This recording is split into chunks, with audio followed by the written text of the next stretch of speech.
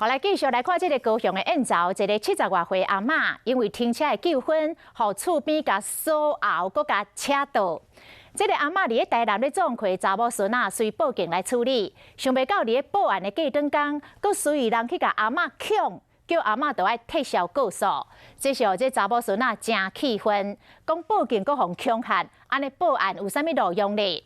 原来是因为这个案件发生伫咧高雄，这查某孙仔是伫咧台南来报案。 即卖已经把案件刷去高雄了，高雄的警方会加强巡逻来保护阿嬷的安全。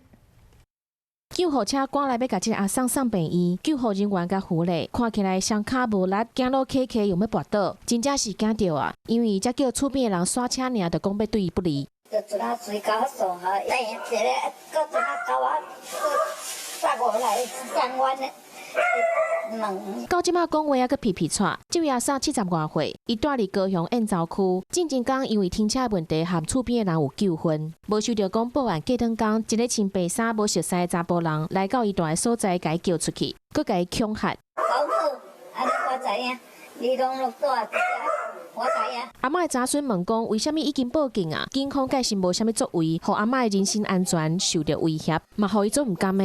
明明知道会有后续的一些问题，为什么完全没有多关心，就是连打电话都没有？民众安尼讲，警方安怎讲呢？